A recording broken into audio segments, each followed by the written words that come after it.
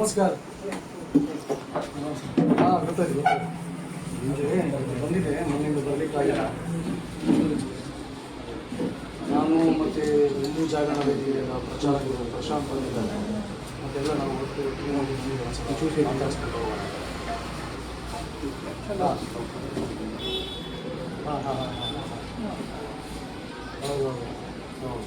ನಾವಿದ್ದೇವೆ, ನಿಮ್ಮ ಜೊತೆ ಇದ್ದೇವೆ. ಯಾವುದೇ ಕಾರಣಕ್ಕೂ ಬಿಟ್ಟು ಕೊಡಲಿಕ್ಕಿಲ್ಲ. ಅವರು ಯಾವುದಾದ್ರೆ ಅರೆಸ್ಟ್ ಮಾಡಬೇಕು ಮತ್ತು ಇದನ್ನು ದೊಡ್ಡ ರೀತಿಯಲ್ಲಿ ಒಂದು ನಾವು ಪ್ರತಿಭಟನೆಯನ್ನು ಯೋಚನೆ ಮಾಡಿದ್ದೀವಿ. ನಾನು ಪ್ರಶಾಂತ್ ಕೊಡ್ತೀನಿ, ನಮ್ಮ ಹಿಂದೂ ಜಾಗರಣ ವೇದಿಕೆಯ ಪ್ರಚಾರಕರು. ನೀವು ಹೇಗಿದ್ದೀರಿ? ಇಲ್ಲಿ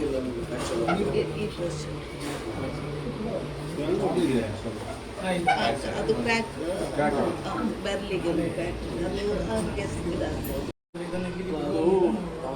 ನಾನು ಸೋಷಿಯಲ್ ಮೀಡಿಯಾ ಟಿವಿಯಲ್ಲಿ ನೋಡಬೇಕಾದ್ರೆ ನಮಗೆ ಅಷ್ಟೊಂದು ಒಳಗೆ ನುಗ್ಗಿ ನಿಮ್ಮ ಅಂಗಡಿ ಒಳಗೆ ಬರೀತಾರೆ ಅಂತ ಹೇಳಿದರೆ ಭಾಳ ಇದು ಅತಿಯಾಯಿತು. ಅದಕ್ಕೆ ನಾವೆಲ್ಲ ಇವತ್ತು ಸೇರಿದ್ವಿ.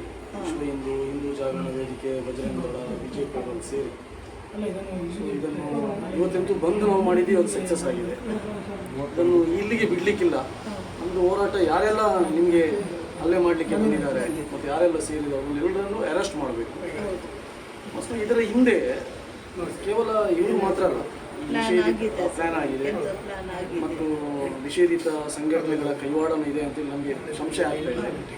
ಸೊ ಇದನ್ನೆಲ್ಲವನ್ನು ಅರೆಸ್ಟ್ ಮಾಡಬೇಕು, ಪತ್ತೆ ಹಚ್ಚಬೇಕು ಅಂತೇಳಿ ನಾವು ನಿಮ್ಮ ಜೊತೆ ಇದ್ದೀವಿ. ಮತ್ತು ಯಾರು ಅವ್ರ ಮೇಲೆ ಕೇಸ್ ಹಾಕಿದ್ದಾರೆ 3 ವರ್ಷ, ಅದನ್ನು ವಾಪಸ್ ಪಡಿಬೇಕು ಅಂತೇಳಿ ಅದು ನಮ್ಮದು ಬೇಡಿಕೆ ಇದೆ.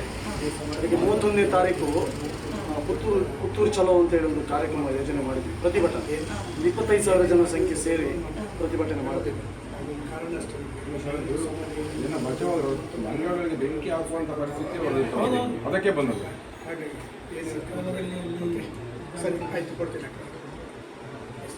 ಈ ಪರಿಸ್ಥಿತಿ ನೋಡಿ ಅವರ ಮೇಲೆ ನಾನು ಸೆಲ್ಫ್ ಡಿಫೆನ್ಸಿಗೆ ಮಾಡಿದ್ದೇನೆ, ಹೊಡೆದಿದ್ದೇನೆ. ಅವರು ಏನು ತಪ್ಪಿಲ್ಲ. ಮತ್ತೆ ನಮಗೆ ಯಾರಾದರೂ ಹೊಡಿಲಿಕ್ಕೆ ಬಂದರೆ ನಾವು ರಕ್ಷಣೆ ಮಾಡಲೇಬೇಕಲ್ಲ. ಆದ್ರೆ ಅವರ ಮೇಲೆ ಎಂತ ಕೇಸು ಹಾಕಿಲ್ಲ, ಅರೆಸ್ಟು ಮಾಡಿಲ್ಲ. ಎಲ್ಲರಿಗೆ ಒಂದೇ ರೀತಿ ನ್ಯಾಯ ಇದೆಯಲ್ಲ. ನಿಮ್ಮ ಮೇಲೆ ಕೇಸ್ ಹಾಕಿದ್ದಾರೆ, ಅವ್ರ ಮೇಲೆ ಕೇಸ್ ಹಾಕಿಲ್ಲ. ಅಷ್ಟು ಎಲ್ಲರ ಎದುರುಗಡೆ ಹೊಡೆದಿದ್ದಾರೆ, ಇನ್ನೂ ಅರೆಸ್ಟ್ ಮಾಡಿಲ್ಲ. ಯಾವ ಟೆನ್ಷನ್ ಅಲ್ಲಿ ಯಾವುದು ಮಿಸ್ ಆಗಿದೆ ನಮಗೆ ಕರೆಕ್ಟ್ ಆಗ್ತದೆ. ಹಿಂದೂ ಸಮಾಜ, ಹಿಂದೂ ಸಂಘಟನೆಗಳು ಎಲ್ಲವೂ ನಿಮ್ಮ ಜೊತೆ ಇದೆ. ಭೇಟಿ ಮಾಡಿ ಕೊಟ್ಟಿದ್ದೀನಿ. ಇವತ್ತು ಬಂದು ಇರುವಂಥದ್ದು ಮುಂದಿನ ನಿರ್ಧಾರ ಇದೆ. 3 ದಿನಗಳ ಹಿಂದೆ ನಡೆದಂಥ ದರ್ಬೆಯಲ್ಲಿ ನಡೆದಂತಹ ಮುಸ್ಲಿಂ ಜಿಹಾದಿಗಳಿಂದ ಹಲ್ಲೆಗೊಳಗಾದ ಆ ತಾಯಿಯನ್ನು ಭೇಟಿ ಮಾಡಲು ಇವತ್ತು ನಾವು ಬಂದಿದ್ದೇವೆ.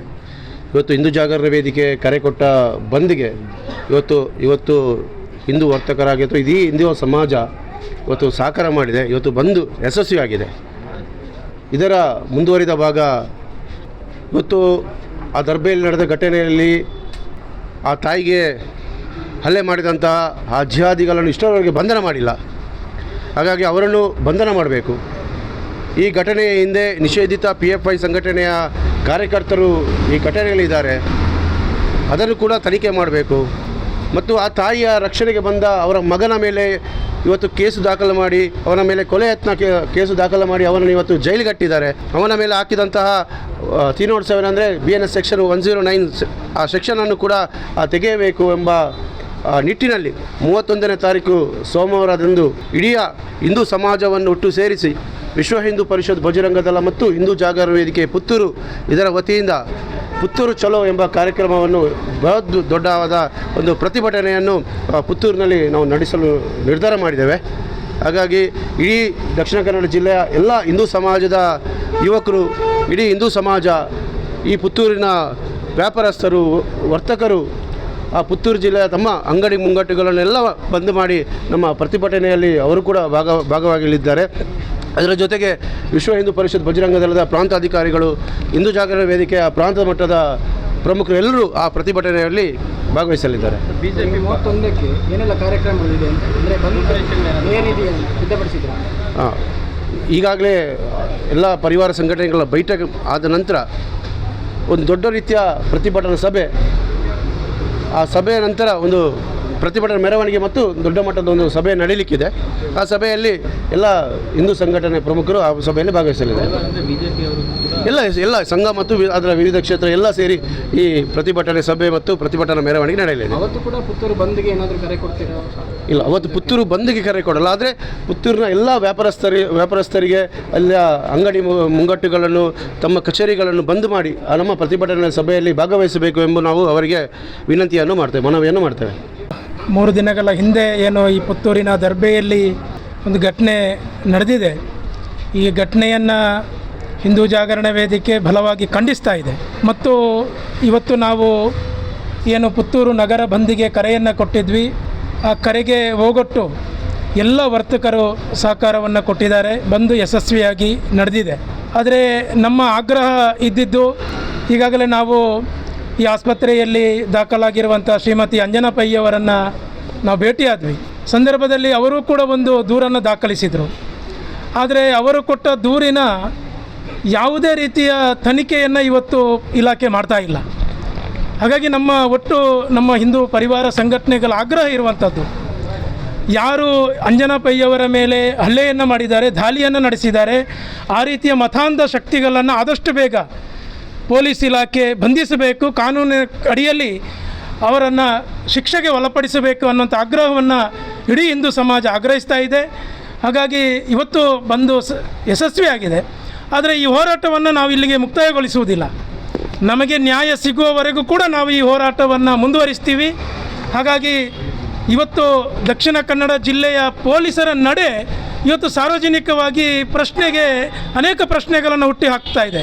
ಯಾಕೆಂತ ಕೇಳಿದರೆ, ಇವತ್ತು ಯಾರು ಸಂತ್ರಸ್ತ ಇದ್ದಾರೆ ಅವರ ಮೇಲೇ 307 ಹಾಕುವ ಒಂದು ಕೆಲಸಕ್ಕೆ ಇವತ್ತು ಇಲಾಖೆ ಕೈ ಹಾಕಿದೆ. ಹಾಗಾದರೆ ಇಲ್ಲಿ ಏನು ನಡೀತಾ ಇದೆ? ಒಂದು ರೀತಿಯಲ್ಲಿ ಕರಾವಳಿ ಭಾಗದಲ್ಲಿ ಮತಾಂಧತೆಯ ಶಕ್ತಿ ಇವತ್ತು ಬಹಳ ದೊಡ್ಡ ಮಟ್ಟದಲ್ಲಿ ವಿಜೃಂಭಿಸ್ತಾ ಇದೆ. ಇವತ್ತಿನ ಸರ್ಕಾರವು ಕೂಡ ಒಂದು ರೀತಿಯಲ್ಲಿ ತುಷ್ಟೀಕರಣವನ್ನು ಮಾಡ್ತಾ ಇದೆ. ಕರಾವಳಿ ಭಾಗದಲ್ಲಿ ಇವತ್ತು ಈ ರೀತಿಯ ಮತಾಂಧ ಶಕ್ತಿಗಳು ತಮ್ಮ ಶಕ್ತಿಯನ್ನು ಪ್ರದರ್ಶಿಸ್ತಾ ಇದೆ. ಇದಕ್ಕೊಂದು ಸರಿಯಾದ ರೀತಿಯ ಉತ್ತರವನ್ನು ಈ ಸಮಾಜ ಕೊಡಬೇಕು. ಯಾಕೆಂತ ಹೇಳಿದರೆ, ಮುಂದಿನ ದಿನಗಳಲ್ಲಿ ಈ ಸಮಾಜದಲ್ಲಿ ಬದುಕಿ ಬಾಳಬೇಕಿದ್ರೆ ನಾವು ರಸ್ತೆಗೆ ಇಳಿಬೇಕಾದಂಥ ಅನಿವಾರ್ಯ ಪರಿಸ್ಥಿತಿ ಇದ್ದಾಗ ನಾವು ಇಳಿತೀವಿ. ಹಾಗಾಗಿ ನಾಡಿದ್ದು 31ನೇ ತಾರೀಕು ನಮ್ಮ 3 ಬೇಡಿಕೆಗಳನ್ನು ಇಟ್ಕೊಂಡು ನಾವು ಆಂದೋಲನವನ್ನು ನಡೆಸುವವರಿದ್ದೀವಿ. ಪುತ್ತೂರು ಚಲೋ ಅನ್ನುವಂಥ ಹೆಸರಿನಲ್ಲಿ ಒಂದು ಜನಾಂದೋಲನವನ್ನು 31ನೇ ತಾರೀಕು ನಾವು ವಿಶ್ವ ಹಿಂದೂ ಪರಿಷತ್ತು, ಬಜರಂಗದಳ ಮತ್ತು ಹಿಂದೂ ಜಾಗರಣ ವೇದಿಕೆಯ ನೇತೃತ್ವದಲ್ಲಿ ಇಡೀ ಹಿಂದೂ ಸಮಾಜದ ಪರಿವಾರ ಸಂಘಟನೆಗಳು ಎಲ್ಲರೂ ಸೇರಿ 31ನೇ ತಾರೀಕು ಪುತ್ತೂರು ಚಲೋಗೆ ನಾವು ಕರೆಯನ್ನು ಕೊಡ್ತಾ ಇದ್ದೀವಿ.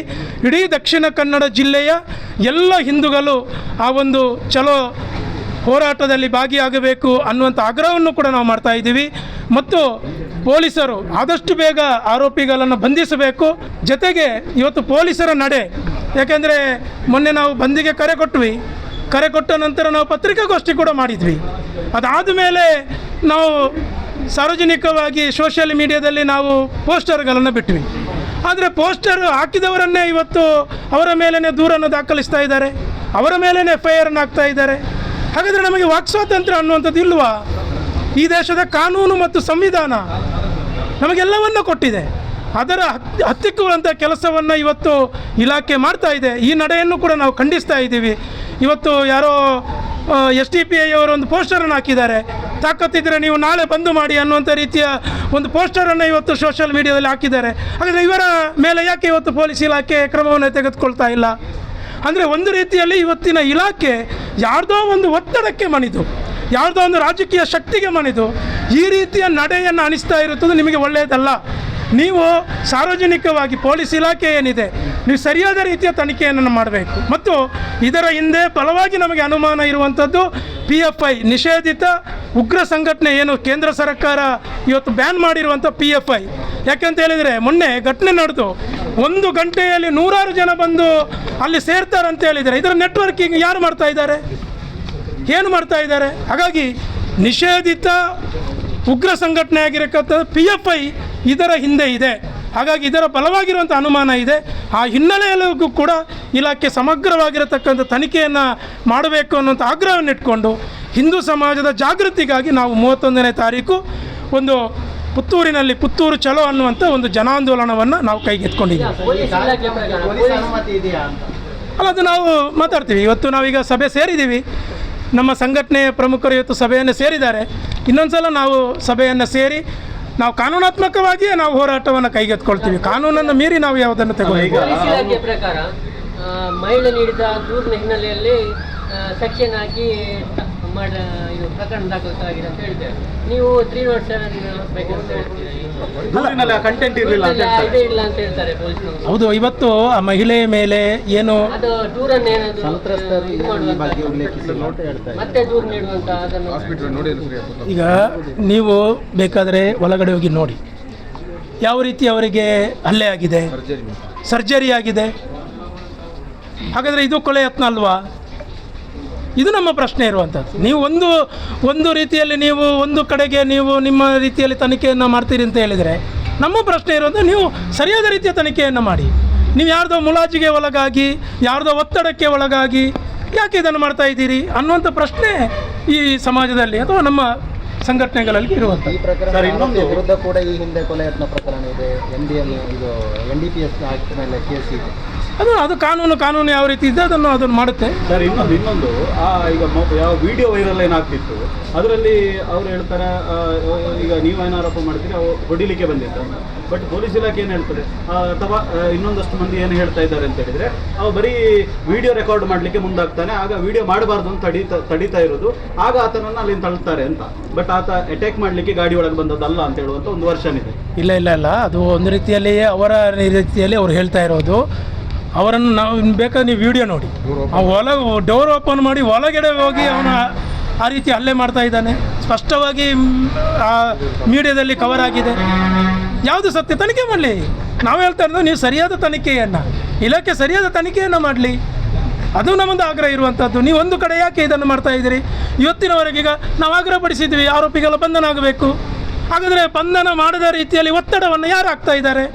ನಾವು ಇವತ್ತು ಕೂಡ ಯಾರೋ ಬೇರೆ ಅಧಿಕಾರಿಗಳ ನಮಗೆ ಬಂತು, ಯಾವುದೇ ಕಾರಣಕ್ಕೂ ಅವರನ್ನು ಬಂಧಿಸಬಾರ್ದು ಅನ್ನುವ ರೀತಿಯ ಮಾತುಕತೆ ನಡೀತಾ ಇದೆ. ಹಾಗಾದರೆ ಯಾರು ಒತ್ತಡ ಆಗ್ತಾ ಇದ್ದಾರೆ? ಯಾರು ಒತ್ತಡ ಇದೆ ಅದನ್ನು ಹೇಳಿ ಇಲಾಖೆ. ಇವತ್ತು ಹಿಂದೂ ವಿರೋಧಿ ರಾಜ್ಯ ಸರ್ಕಾರ ಒಂದು ತುಷ್ಟೀಕರಣವನ್ನು ಮಾಡ್ತಾ ಇದೆ. ಇದನ್ನು ನಾವು ಬಲವಾಗಿ ಖಂಡಿಸ್ತಾ ಇರುವಂಥದ್ದು. ಆ ಹಿನ್ನೆಲೆಯಲ್ಲಿ ನಾವು 31ನೇ ತಾರೀಕಿನ ಯಾವುದೋ ಪುತ್ತೂರು ಚಲೋ ಅನ್ನುವಂಥದ್ದನ್ನು ಇಡೀ ಸಮಾಜವನ್ನು ಸೇರಿಸಿಕೊಂಡಂತೆ ಹೋರಾಟವನ್ನು ಇನ್ನಷ್ಟು ನಾವು ತೀವ್ರಗೊಳಿಸ್ತೀವಿ. ಸುದ್ದಿ ಚಾನಲ್, ಕ್ಷಣ ಕ್ಷಣದ ಸುದ್ದಿಗಾಗಿ. 60 ವರ್ಷಗಳಿಂದ ಶಿಕ್ಷಣ ಕ್ಷೇತ್ರದಲ್ಲಿ ಅಪೂರ್ವ ಸಾಧನೆ ಮೆರೆಯುತ್ತಾ ಸದೃಢ ವಿದ್ಯಾರ್ಥಿ ಶಕ್ತಿಗಳನ್ನು ಸಮಾಜಕ್ಕೆ ನೀಡುತ್ತಿರುವ ಪುತ್ತೂರಿನ ಏಕೈಕ ವಿದ್ಯಾಸಂಸ್ಥೆ ವಿವೇಕಾನಂದ ಪದವಿ ಪೂರ್ವ ಕಾಲೇಜು. 98% ಅಧಿಕ ಅಂಕಗಳನ್ನು ಪಡೆದಿರುವ ವಿದ್ಯಾರ್ಥಿಗಳಿಗೆ ಉಚಿತ ಶಿಕ್ಷಣ, ರಾಷ್ಟ್ರ ಅಂತಾರಾಷ್ಟ್ರೀಯ ಮಟ್ಟದ ಸಾಧಕ ವಿದ್ಯಾರ್ಥಿಗಳಿಗೆ ಶುಲ್ಕದಲ್ಲಿ ರಿಯಾಯಿತಿ, ಅನುಭವಿ ಅಧ್ಯಾಪಕ ವೃಂದ, ವಿಶಾಲವಾದ ಪ್ರಯೋಗಾಲಯ, ಗ್ರಂಥಾಲಯ, ನೀಟ್, ಜೆಇಇ, ಸಿಇಟಿ ಹಾಗೂ ಸಿಎ ಫೌಂಡೇಶನ್ ಕೋರ್ಸ್ಗಳಿಗೆ ತರಬೇತಿ, ಐಎಎಸ್, ಐಪಿಎಸ್ ನಂತಹ ಸ್ಪರ್ಧಾತ್ಮಕ ಪರೀಕ್ಷೆಗಳಿಗೆ ತರಬೇತಿ, ವಾಣಿಜ್ಯ ವಿಭಾಗದ ವಿದ್ಯಾರ್ಥಿಗಳಿಗಾಗಿ ಸಿಎಸ್ಇಇಟಿ ಹಾಗೂ ಸರ್ಟಿಫಿಕೇಟ್ ಕೋರ್ಸ್ಗಳಿಗೆ ತರಬೇತಿ, ವಿಕಸನ ಟಿವಿ ಹಾಗೂ radio Panchajanya 90.8 FM, college bus ವ್ಯವಸ್ಥೆ, ಕ್ರೀಡೆಗೆ ಒತ್ತು ಕೊಟ್ಟು ವಿಶಾಲವಾದ ಕ್ರೀಡಾಂಗಣ, ವಿದ್ಯಾರ್ಥಿನಿಯರಿಗಾಗಿ ಕಾಲೇಜ್ ಕ್ಯಾಂಪಸ್ನಲ್ಲೇ ಪ್ರತ್ಯೇಕ ವಸತಿ ನಿಲಯಗಳು, ಅರ್ಹ ಬಡ ಪ್ರತಿಭಾವಂತ ವಿದ್ಯಾರ್ಥಿಗಳಿಗಾಗಿ ಹಲವು ವಿದ್ಯಾರ್ಥಿ ವೇತನಗಳು, ರಾಷ್ಟ್ರ ಅಂತಾರಾಷ್ಟ್ರೀಯ ಮಟ್ಟದಲ್ಲಿ ವಿದ್ಯಾರ್ಥಿಗಳ ಸತತ ಸಾಧನೆ. ನಮ್ಮಲ್ಲಿ ಲಭ್ಯವಿರುವ ಕೋರ್ಸ್ಗಳು: ವಿಜ್ಞಾನ ವಿಭಾಗ, ಪಿಸಿಎಂಬಿ, ಪಿಸಿಎಂಸಿ, ಪಿಸಿಎಂಎಸ್, ಪಿಸಿಎಂಎ, ವಾಣಿಜ್ಯ ವಿಭಾಗ, ಎಸ್ಸಿಬಿಎ, ಎಸ್ಸಿಬಿಎ, ಇಸಿಬಿಎ, ಕಲಾ ವಿಭಾಗ, ಎಚ್ಇಪಿಎಸ್. ವಿವೇಕಾನಂದ ಪದವಿ ಪೂರ್ವ college, Nehru Nagar, Puttur. 8073700468, 8105072386. Website www.vivekanandapuc.com.